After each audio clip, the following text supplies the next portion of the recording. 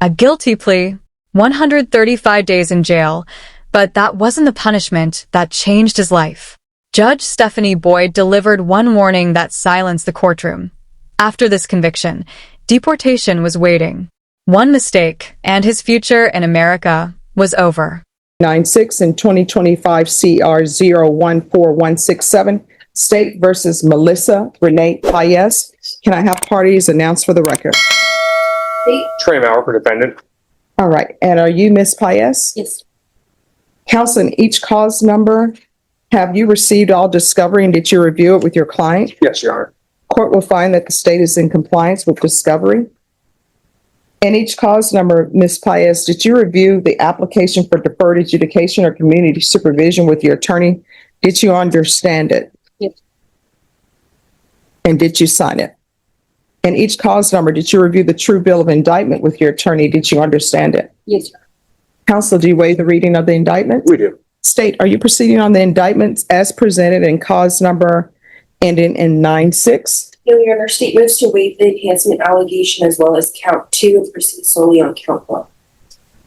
Any objection? No objections. And are you proceeding on the indictment as presented in 6-7? No, Your Honor, state also moves to waive the enhancement allegation in that clause. Any objection? No objections. All right, in each cause number, did you review the court admonishments with your attorney? Did you understand it and sign it in all the appropriate places? Yes, sir. In cause number in 9-6, you're charged with fraudulent possession or use of credit card or debit card, 10 to 50 items as a second-degree felony, range of punishment. I'm sorry, you're only proceeding on one count, correct? Correct.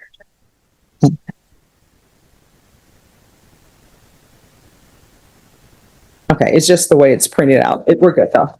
All right, the range of punishment is anywhere from 2 to 20 years in prison and up to $10,000 fine. Did you understand? Yes, sir. If the court were to grant your application for deferred adjudication, if for any reason your deferred adjudication were revoked, the court could find you guilty and sentence you up to 20 years in prison and up to a $10,000 fine.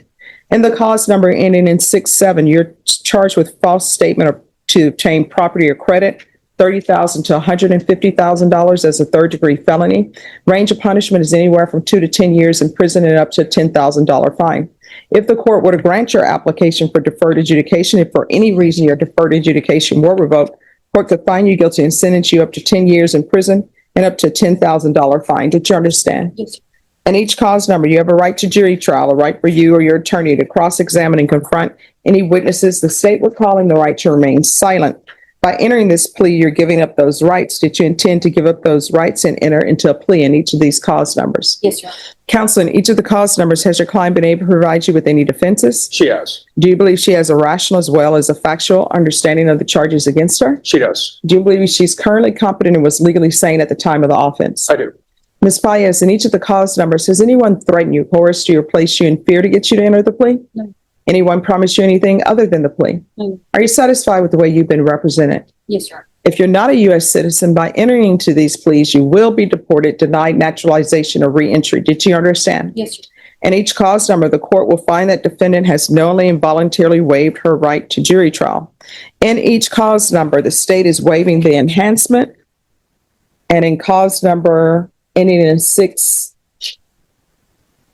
the cause number ending in 9-6, the state is proceeding on count 1. And in each of the cause numbers, the state is asking that your punishment be assessed at 10 years in the prison. There's a $1,200 fine. State is opposed to your application. They're asking that the causes run concurrently.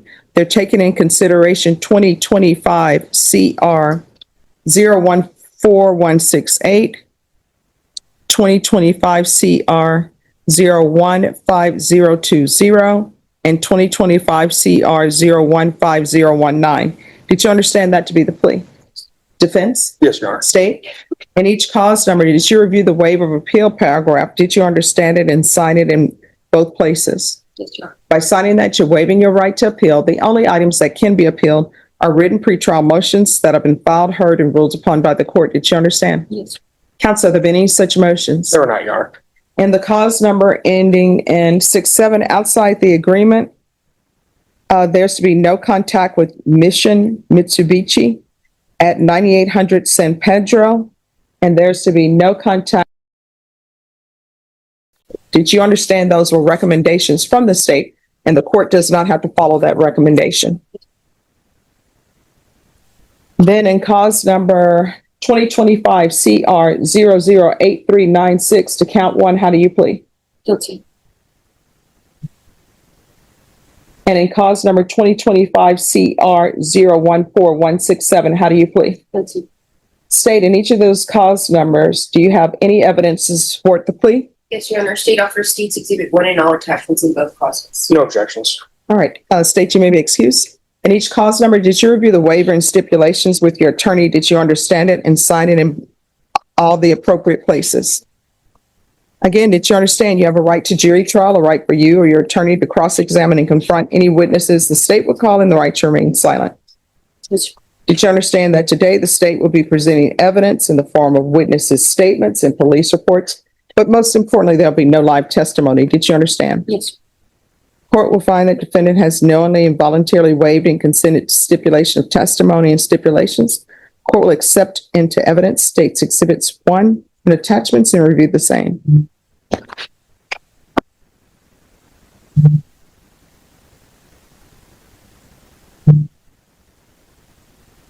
All right, in each cause number, the court will find there is sufficient evidence to find you guilty. The court will defer finding of guilt as you've applied for deferred adjudication. Counsel, the state is opposed to your application. If you would like a PSI and a TAP evaluation, it'll be 8 to 12 weeks. If you would like it brought back sooner, I will listen to whatever witnesses or evidence that's submitted to me and make a decision. Your Honor, after speaking with my client, we have a request. If the court would consider signing the dismissals on the 3 cases that were taken into consideration in light of her plea of guilty and plea onto these 2 cases, if those 3 cases are closed out, and if the court would additionally consider reducing her bond slightly on the 2 that she has pled on, so she could take those full 8 to 12 weeks, organize her witnesses and people that she would like to be here on her behalf, and make sure that she has everything lined up for whatever the court does decide at that point. I believe that's what we were requesting, Your Honor, if the court would consider dismissing those 3 and possibly just slightly reducing the bonds on the 2 that she's pled on so she can organize everything and take the full time for the PSI. All right, so with regards to bond reductions, you'll have to file a motion and then I'll hear it so that the state can be prepared. Okay. And if the state is waiving notice, just whenever you all get together, the court will do that.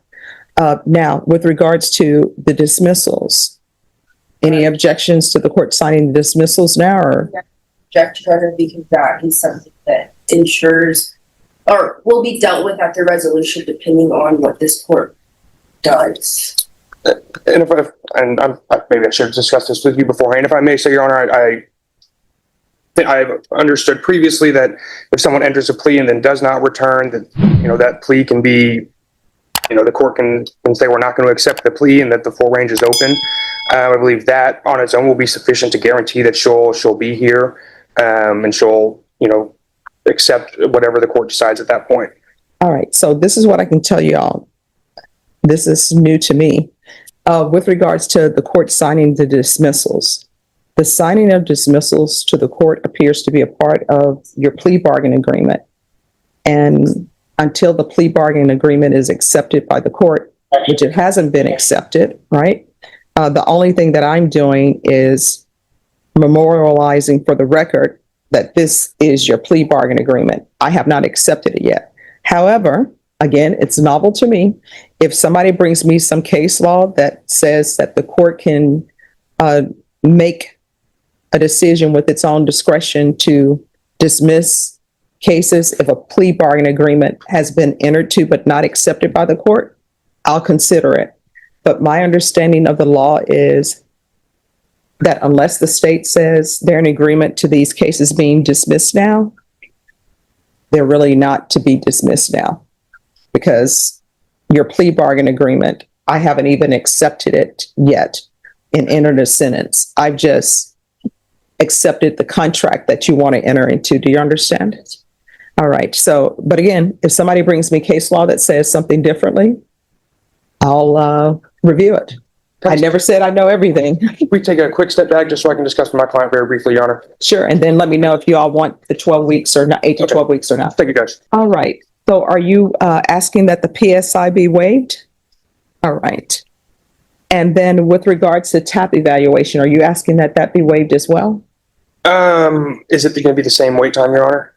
Bashan, how long is TAP just for a TAP evaluation? TAP evaluation is 4 weeks. We'll do the TAP evaluation, Your Honor. All right. So there is a request for a TAP evaluation.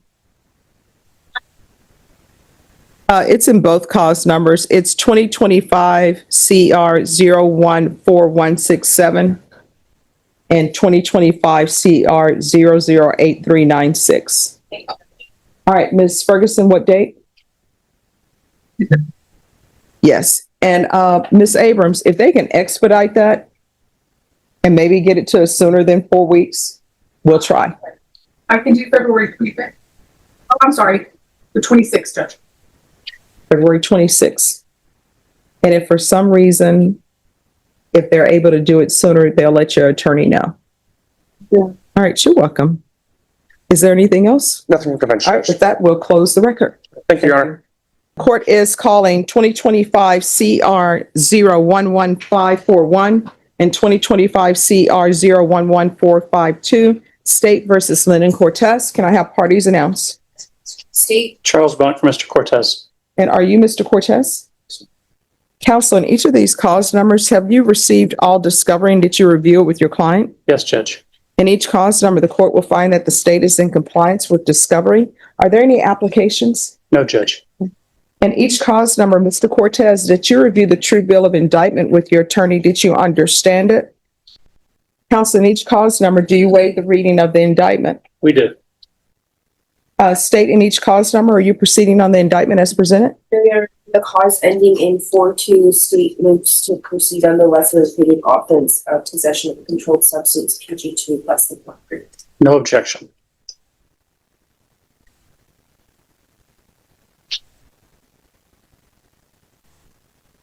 All right. In each cause numbers, did you review the court admonishments with your attorney? Did you understand it and sign it in all the appropriate places? In the cause number ending in 4-1, you're charged with unauthorized use of a vehicle. And in cause number ending in 4-2, the state is proceeding on the lesser included offense of possession of a controlled substance, penalty group 2, less than 1 gram. Those are state jail felonies. Range of punishment is anywhere from 180 days up to 2 years in the state jail facility and up to a $10,000 fine. If you have a plea with the state, the court does not have to follow your plea. If for any reason the court does not follow your plea and gives you more than you bargained for, the fact that you entered a plea will not be used against you and you will be allowed to withdraw your plea. Did you understand? Yes, ma'am. In each cause number, you have a right to jury trial, a right for you or your attorney to cross-examine and confront any witnesses the state would call, and the right to remain silent. Did you understand by entering into these pleas, you're giving up those rights? And did you intend to give up those rights and enter into a plea in each cause number? Yes. Counsel, in each cause number, has your client been able to provide you with any defenses? Yes. Do you believe he has a rational as well as a factual understanding of the charges against him? Yes. Do you believe he's currently competent and was legally sane at the time of the offense? Yeah. Mr. Cortez, in each cause number, has anyone threatened you, coerced you, or placed you in fear to get you to enter the plea? Anyone promised you anything other than the plea? No. Are you satisfied with the way you've been represented? Yes, ma'am. In each cause number, if you're not a U.S. citizen, by entering into these pleas, you will be deported, denied naturalization, and re-entry. Did you understand? Yes. In each cause number, the court will find that the defendant has knowingly and voluntarily waived his right to jury trial. Off the record for a moment. So on the plea bargain, I'm sorry, I'm having a bit of trouble understanding the time. It's 12 months. 41. Yeah. Okay, so that's 365. It's just that so it's 365 in each. Yes. Okay. All right, we're back on the record. In each cause number, according to your plea bargain agreement, punishment is to be assessed at 365 days in the Bexar County Jail under 1244. There's an $800 fine. The cause numbers will run concurrently. And then the cause number ending in 42, state is proceeding on the lesser included offense. Did you understand that to be your plea? Defense? Yes, Judge. State? Yes, Judge. Did you review the waiver of appeal paragraph with your attorney in each cause number? Did you understand it and sign it in both places? By signing that you're waiving your right to appeal, the only items that can be appealed are written pretrial motions that have been filed, heard, and ruled upon by the court. Did you understand? Counsel, are there any such motions? No, Judge. Then in 2025 CR 011542, to the lesser included offense of possession of a controlled substance, penalty group 2, less than 1 gram, how do you plead? Guilty, not guilty, or no contest? No contest. And cause number 2025 CR 011541, how do you plead? Guilty, not guilty, or no contest? State any evidence. Yes, Judge. Refer Suits Exhibit 1 in all contents. No objections. All right, state you may be excused. In each cause number, did you review the waiver and stipulations with your attorney? Did you understand it and sign it in all the appropriate places? Again, did you understand you have a right to jury trial, a right for you or your attorney to cross-examine and confront any witnesses the state will call in the right to remain silent? Did you understand that today the state will be presenting evidence in the form of witnesses' statements and police reports, but most importantly, there'll be no live testimony? Did you understand? In each cause number, the court will find that defendant has knowingly and voluntarily waived and consented to stipulation of testimony and stipulations. Court will accept into evidence states exhibits 1 and attachments, and the court will review the same. Marvin David Granados Acosta stood before Judge Stephanie Boyd facing a felony charge for possession of a controlled substance, less than 1 gram. Although the amount was small, the consequences were anything but. Because English wasn't his first language, every document and every warning had to be explained through a Spanish interpreter. Judge Boyd carefully confirmed that he understood every right he was giving up before accepting his guilty plea. The court explained the possible punishment, up to 2 years in a state jail and a $10,000 fine. But both sides had already reached a plea agreement. Instead of the maximum sentence, Acosta agreed to serve 135 days in the Bexar County Jail and pay an $800 fine. For many defendants, that would be the end of the hearing. But this case carried a consequence far beyond jail. Judge Boyd looked directly at the defendant and reminded him that because he was not a U.S. citizen, this felony conviction could lead to deportation, denial of naturalization, and being barred from re-entering the United States. The courtroom became noticeably quieter. His attorney confirmed that he had already discussed the immigration consequences with an immigration lawyer before the plea was entered. There would be no surprises later. The defendant acknowledged that he understood exactly what was at stake. Judge Boyd accepted the plea, imposed the agreed sentence, and reminded him that because it was a plea bargain, he had also waived most of his right to appeal. Then the defense made one final request. The attorney asked whether the order could leave open the possibility that Acosta might legally return to the United States someday. Judge Boyd didn't promise that. She explained that immigration authorities, not the state court, would ultimately determine whether any future return was possible. At that moment, the court would not change the language of the judgment. With that, the sentence became final. Before ending the hearing, Judge Boyd reminded the defendant that as a convicted felon, he could no longer legally possess firearms or ammunition and wished him good luck.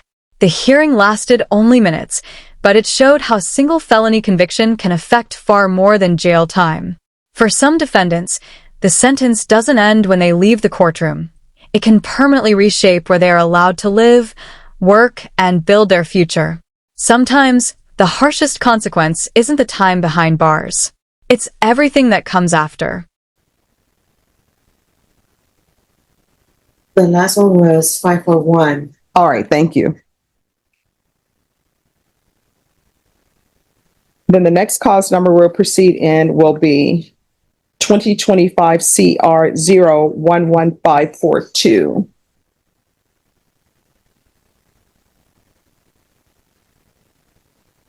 And in that cause number, as previously stated, the court will find you guilty of the lesser included offense of possession of a controlled substance, penalty group 2, less than 1 gram. Court will follow your agreement, sentence you to 365 days in the Bexar County Jail under 1244. Give you credit for any time served. There's an $800 fine, time and money. Court will follow your agreement, sentence you to 365 days will run concurrently.